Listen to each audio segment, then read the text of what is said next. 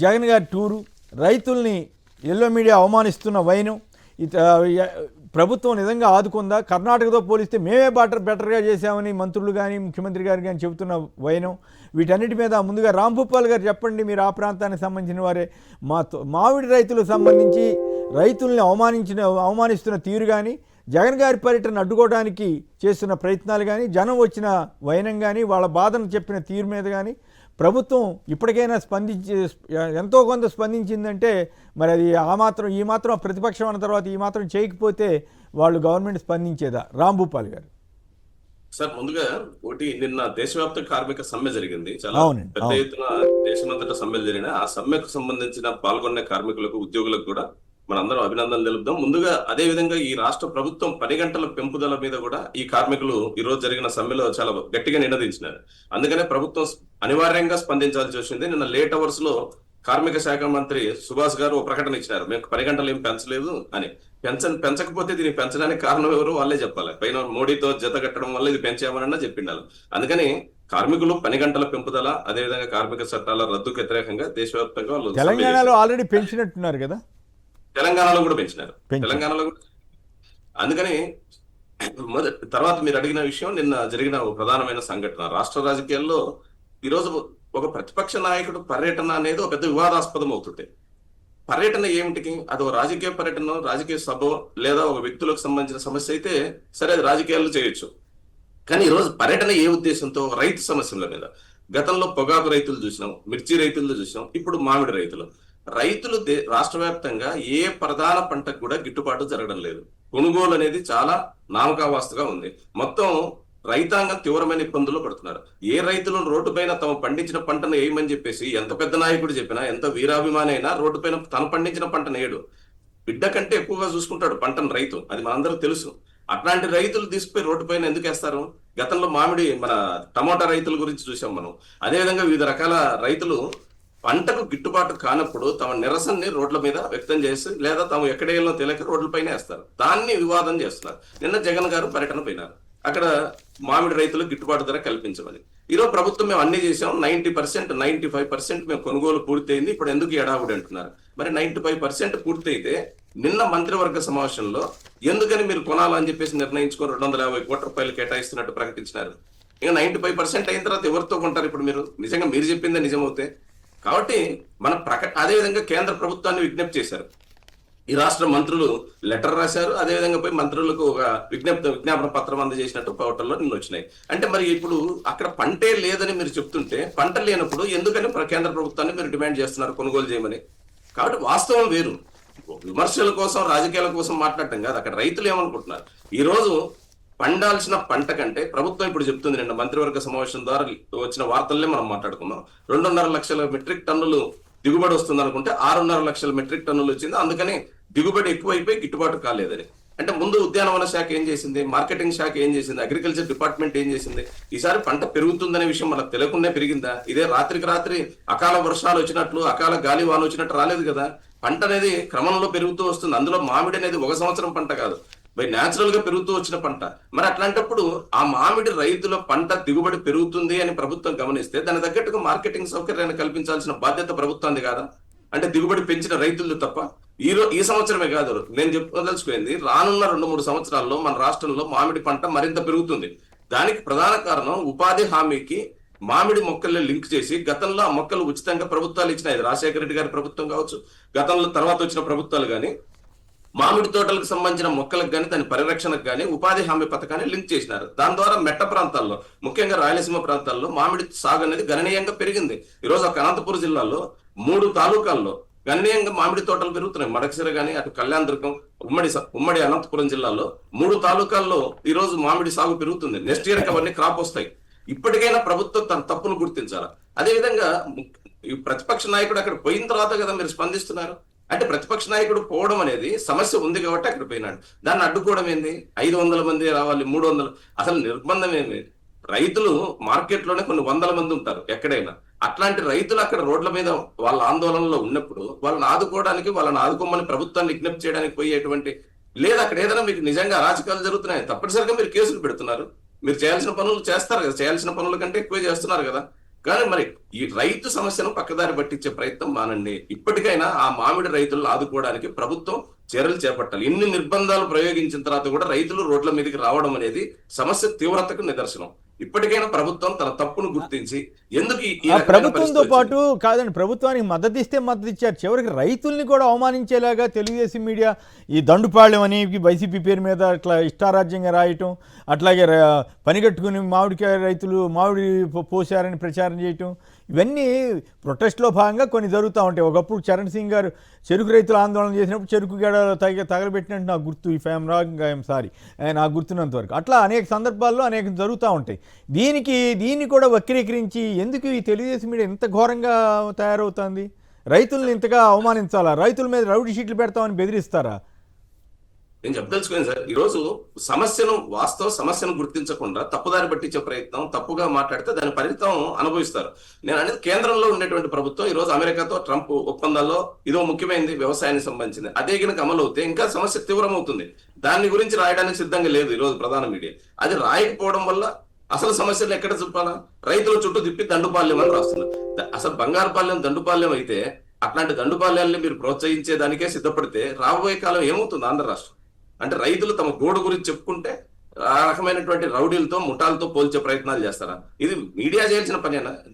దాని విశ్వసనీయత కోల్పోతుంది. రాను రాను ఇంకా మరింత పలసం పడిపోయి ప్రజా సమస్యలు అంటానే ప్రజా వ్యతిరేక వార్తలుగా మారే పరిస్థితి వస్తే మాత్రం ప్రజలకు అది అంగీకరించబడదు. అందుకనే ప్రభుత్వం కానీ ముఖ్యంగా ఈరోజు రాష్ట్రంలో కేంద్రంలో ఉండే ప్రభుత్వం తక్షణం మామిడి రైతులను ఆదుకోవడానికి చర్యలు చేపట్టాల్సిన అవసరం ఉంది. అది చేపట్టకుండా ఏం మాట్లాడినా ఉపయోగం ఉండదు. రైట్, విష్ణు గారు. సార్, ఇప్పుడు నిన్న కాక మొన్న చంద్రబాబు నాయుడు గారు శ్రీశైలం వెళ్ళాడు. శ్రీశైలం వెళ్ళినటువంటి సందర్భంలో రాయలసీమని ఉద్యానవనానికి సంబంధించినటువంటి హబ్బుగా చేస్తాను, అది ఇదని చెప్పడం జరిగింది. రైతులు పండించేటటువంటి పంట అంచనా వేయటంలో కానీ, గిట్టుబాటు ధర కల్పించడంలో కానీ, దాన్ని ముందస్తు చర్యలు చేపట్టడంలో కానీ ఈ ప్రభుత్వం పూర్తిగా విఫలమైందనేది మనకు స్పష్టంగా కనపడుతుంది. అంటే విఫలం అవటం కాదు, ఈ మామిడి రైతుల గురించి పట్టించుకోలేదు, ఆలోచన చేయలేదు. నిన్న 3 మంత్రులు వచ్చి మీడియా ముందుకు వచ్చి ప్రెస్ కాన్ఫరెన్స్ పెట్టారు. ఆ ప్రెస్ కాన్ఫరెన్స్లో ఆ 3 మంత్రుల యొక్క ఫేసులు చూసినా, వాళ్ళ హావభావాలు చూసినా, వాళ్ళ ఫేస్ మాట్లాడినటువంటి మాటలు చూసినా కూడా ఫుల్గా క్యాబినెట్లో తిట్టి మీరు వైఫల్యం చెందారు, దాడి చేయలేరా, ఎదురుదాడి చేయలేరా అని చెప్పి తిట్టిన తర్వాత ప్రెస్ కాన్ఫరెన్స్కి వచ్చి వ్యవసాయ శాఖ మంత్రి మాట్లాడతాడు. వ్యవసాయ శాఖ మంత్రి ఏం మాట్లాడతారని అన్ని అబద్ధాలు, పచ్చి అబద్ధాలు. పంట ఎక్కువ విపరీతంగా పండింది కాబట్టి ఈ సంవత్సరం ఇలాంటి పరిస్థితులు ఉన్నాయని చెప్తున్నారు. ఇదేనా రాష్ట్ర ప్రభుత్వం రైతాంగానికి భరోసా ఇవ్వాల్సింది?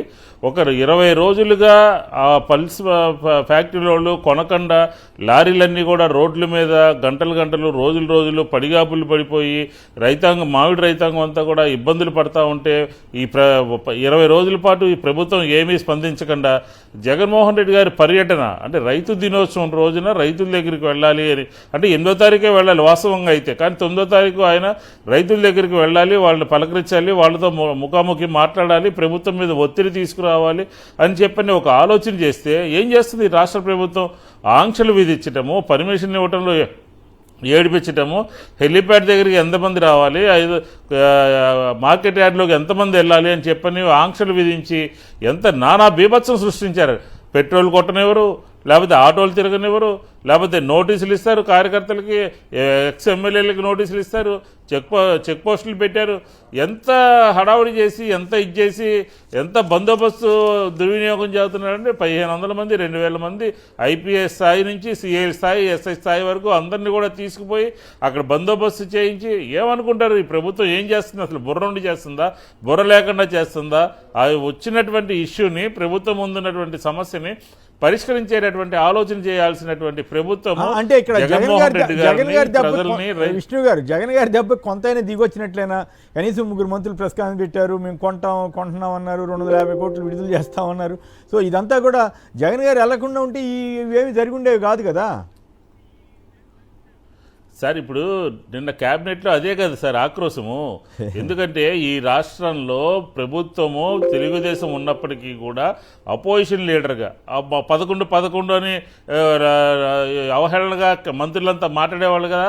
11 ఎమ్మెల్యేలు కలిగినటువంటి పార్టీ గుంటూరు వెళ్ళి మిర్చి యార్డ్లో రైతుల్ని పరామర్శిస్తాను అని అంటే కేంద్ర మంత్రికి ఉత్తరం రాసింది రెండో రోజు. ముందు రోజు ఎందుకు రాయలేదు? జగన్మోహన్ రెడ్డి గారు వెళ్లే ముందు ఎందుకు రాయలేదు? పొదిలి వెళ్ళి పొగాకు రైతుల్ని పరామర్శిస్తాను అని అంటే పొగాకుకు సంబంధించినటువంటి కేంద్ర మంత్రిని, ఈ విమానయాన శాఖ మంత్రిని తీసుకొచ్చి ఆయనకు ఒక రిప్రజెంటేషన్ ఇచ్చారు. ఇది పొగాకు గురించి. ప్రభుత్వము భయపడటం కాదు, గందరగోళం పడిపోతుంది. జగన్మోహన్ రెడ్డి గారు ఏదైనా ఒక ఇష్యూ తీసుకుంటే జగన్మోహన్ రెడ్డి గారు పొగాకు రైతులు కానీ, మిర్చి రైతులు కానీ, మామిడి రైతుల దగ్గరికి వెళ్ళాలి, కలవాలి అని చెప్పని ఆలోచన చేస్తే ఇంకా ఉంది. జగన్మోహన్ రెడ్డి గారి యొక్క పర్యటన మామిడి రైతులతోనో, పొగాకు రైతులతోనో, మిర్చి రైతులతోనో, ధాన్యం రైతులతోనే కాదు, రేపు ఏలూరు చుట్టుపక్కల ప్రాంతాల్లో కోకో కానీ లేకపోతే రకరకాల పంటలు పండించిన దాంట్లో ప్రభుత్వం సరిగా వ్యవహరించట్లేదని వారందరూ కూడా వచ్చి జగన్మోహన్ రెడ్డి గారిని కలిశారు.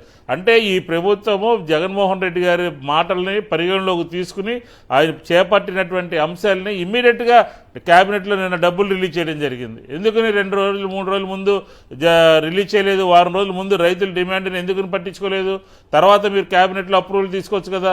అంటే జగన్మోహన్ రెడ్డి గారు ఒత్తిడి తీసుకురాకపోతే, మాట్లాడకపోతే, రైతుల గురించి ఆలోచన చేయకపోతే క్యాబినెట్లో వచ్చేది కాదు ఆ డబ్బులు ఇవ్వాలనే అంశము. ఏదో వాయిదాలేసి మభ్య పెట్టేటటువంటి కార్యక్రమం తీసుకెళ్ళాడు. ఆ డబ్బులు తీసుకెళ్ళి ఎక్కడో వేరే చోట అనవసరమైన చోట ఖర్చు పెట్టేటటువంటి ప్రయత్నం జరిగేది. కాబట్టి జగన్మోహన్ రెడ్డి గారిని ప్రజలకి, రైతులకి దూరం చేయాలనే ఆలోచనలో ప్రభుత్వం అంతా కూడా తప్పడడుగులేస్తూ ఉంది. మీకు గుర్తుండే ఉంటుంది, రాష్ట్ర శాసనసభలో ఏ ప్రభుత్వం ఉన్నప్పటికీ కూడా ఒక 5-6 అపోజిషన్ లీడర్స్ ఉండేవాళ్ళు. ఏదైనా ప్రభుత్వం ఒక నిర్ణయం తీసుకోవాలంటే వాళ్ళందరి దగ్గర నుంచి సూచనలు తీసుకునేది, వాళ్ళందరి దగ్గర నుంచి వాళ్ళు చెప్పేటటువంటి మాటల్ని పరిగణలో తీసుకుని ఆ రకంగా వ్యవహరించేది ఉమ్మడి ఆంధ్రప్రదేశ్లో. పెద్ద పెద్ద వాళ్ళందరూ మీరు రాసినటువంటి పుస్తకాల్లో ఉన్నాయి. కాబట్టి ఖచ్చితంగా అపోజిషన్ లీడర్ లేవనెత్తినటువంటి అంశాలకి ప్రభుత్వము పరిగణలో తీసుకోవాలి. అది ప్రజాస్వామ్యంలో అదొక ఇదనమాట. అదేమీ లేకుండా అపోజిషన్ లీడర్ వస్తుంటే రౌడీ షీట్లు పెడతాం కాదు, మీరు చెప్పేది బాగుంది. రౌడీ షీట్లు పెడతాం, మీరు ఎవరు రావడానికి వీల్లేదు, పెట్రోల్ పోయాం, ఆటోల మీద కేసులు పెడతాం. చివరికి తెలుగుదేశం మీడియానేమో దండుపాళ్యంతో పోల్చి రైతులందరినీ అవమానిస్తూ ఉంది. సార్, ఇప్పుడు రైతులంటే ఈ ప్రభుత్వానికి అసలు ఏమాత్రం అన్న గౌరవం ఉంటుందా? ఎవరైనా రౌడీ షీట్ పెడతామని అంటారా? ఈ ప్రభుత్వం ఎప్పుడు అధికారంలో ఉన్నా కాల్దారిలో కూడా కాల్పులు జరిపారు రైతుల మీద. అలాగే రకరకాలుగా రైతు ఉద్యమాల మీద ఉక్కు మోపారు. బషీర్బాగ్లో విద్యుత్ ఛార్జీల మీద కాల్పులు జరిపారు.